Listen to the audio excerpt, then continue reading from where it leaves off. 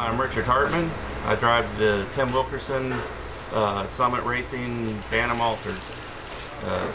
It's a collaboration of a dream that I had and something Tim wanted to put together. And the goal was to try to run a 4-second run in an altered at over 300.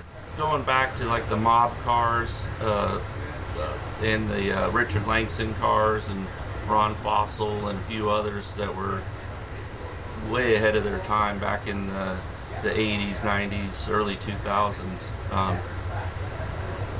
always had a dream. I loved fuel altereds growing up at Irwindale Raceway in Orange County and different tracks. You know, they were always there testing or running a race or whatnot, and it's one of my favorite classes ever.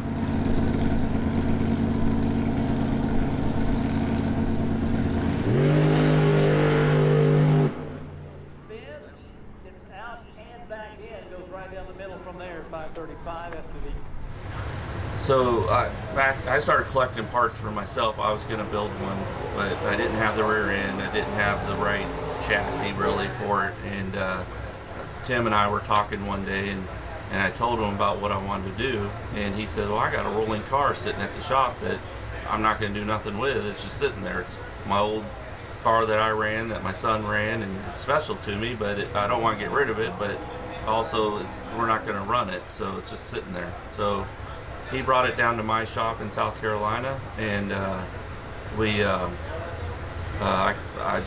he let me have free reign to build the car that I wanted to build. You know, I already had the body, I had the wings, I had a lot of stuff, and this is my version or interpretation of what fuel altereds would have evolved to had they stayed a class over the years. Okay, you good, buddy? Okay. You have not cleared it out. Huh? Yep, I'll clean it once. Okay. Good? All right. Car model. John has it. Okay. All right. Here we go, Richard.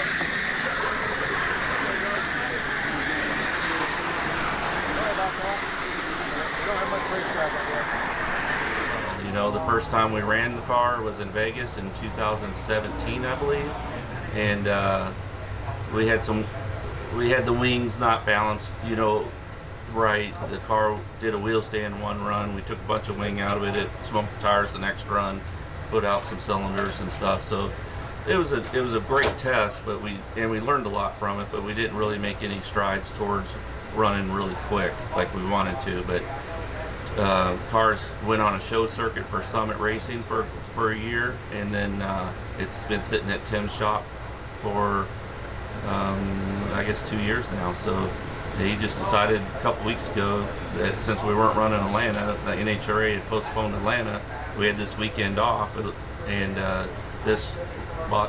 Chris Graves was putting on this race and having the fuel altereds, and we were originally going to enter it in the fuel altered class, but we thought we'd really muck up that show because it's totally different than what they're doing, the Fuel Altered Association, and the War Wagon was trying to do the same thing we were trying to do. So we thought, well, let's just get together and make some runs together. You know, that would be a better show, and it wouldn't wouldn't take away from what they're trying to do with the other classes, and so we just last minute put it together and came down and I don't know, I guess the rest is history. At the opening for the Funny Cars Payout Series. So in just a couple of minutes we're going to get underway with, of course, our prayer and anthem, and we'll be kicking things off with the Nitro Fuel Alternate as well.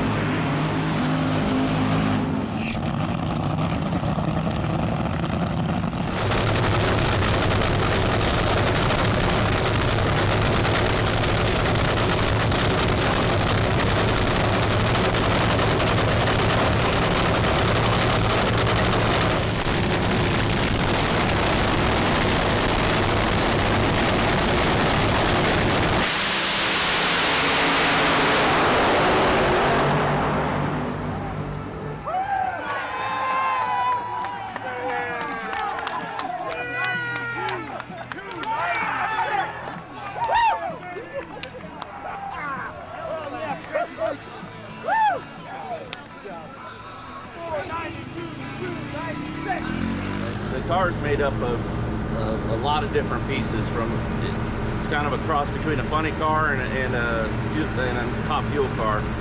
We've got an older top fuel wing here, 3-element. Some things we learned from Vegas test a couple years ago was that it's not a top fuel car. It doesn't flex, so we don't lose wing angle. We actually gain wing angle, and that was some of the problems with it wheel standing. So we modified a couple things, took a wicker off, changed the angle of the wing, and now it works really good. The front wings are actually from an older top fuel car that I got from the Laganas, and the rear wing came from Clay Milliken. So I've got a lot of history with a lot of different friends and stuff that helped me out when I was gonna build it for myself and turned it into this. But we just cut the wings down a little bit, we raise them up, keep the front end on the ground, put a wicker on it for more downforce, and they're really working good now.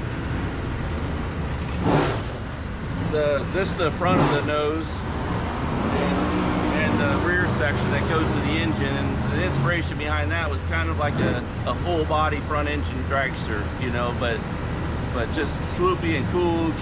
Try to not totally hide the engine, but try to just make it sleek and get the air where it needs to go. And it's probably not the most aerodynamic. We could probably do some things that are trickier, but it works really well and it looks cool, so that's why we like it. And it flows really well into the body, the Manna body. We modified it a lot so you can get in and out of it easier. And try to block some of the air. Didn't want the full rush because of some of the safety features that are on the car. We didn't want all the air going into the cockpit because you'll see on it we have a lot of titanium plates for safety, and if you fill that void up with air, it could get buff. It could buffet the driver a little bit, and we didn't want to do that. So.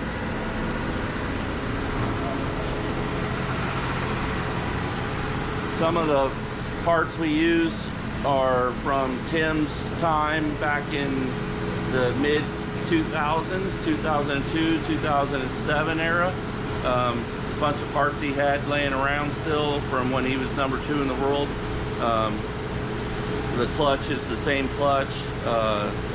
Some of the blowers are some of the early blowers that he has. Actually, we only have one dedicated to this car, but it's a blower he ran 10, 12 years ago when we used to run quarter mile. So we tried to, you know, he had the parts and we tried to use them. We tried not to use too much of modern stuff, and you know, we're not trying to go 450, although that would be cool too.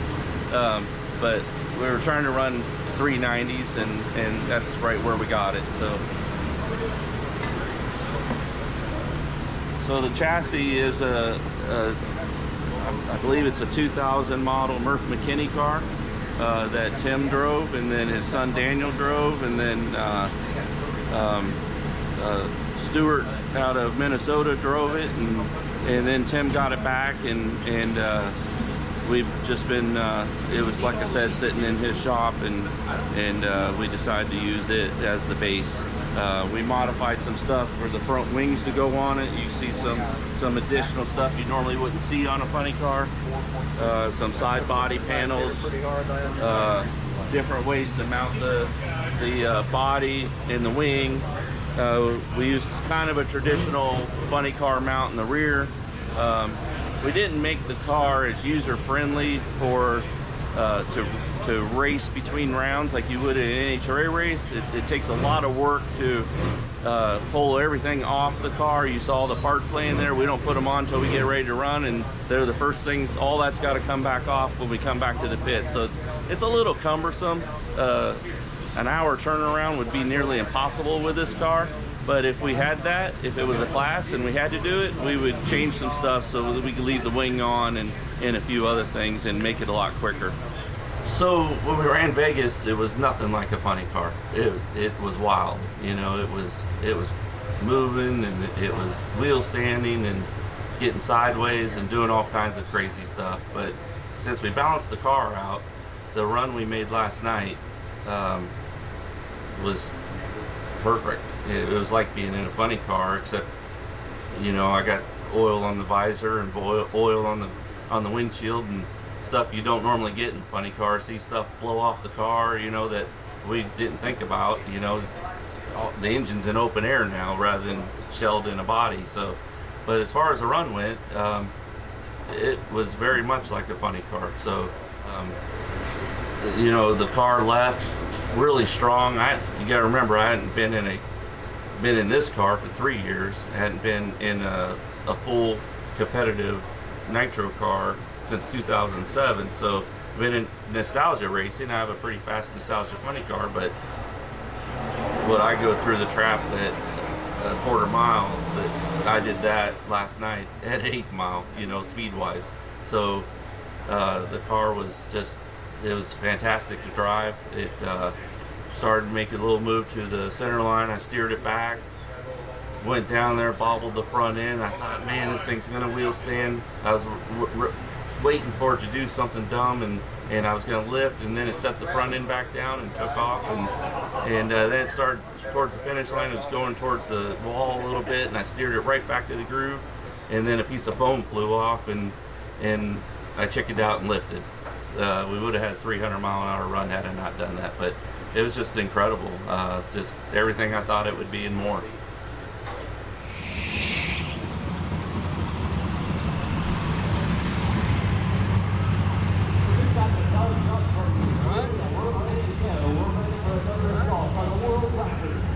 Here we go.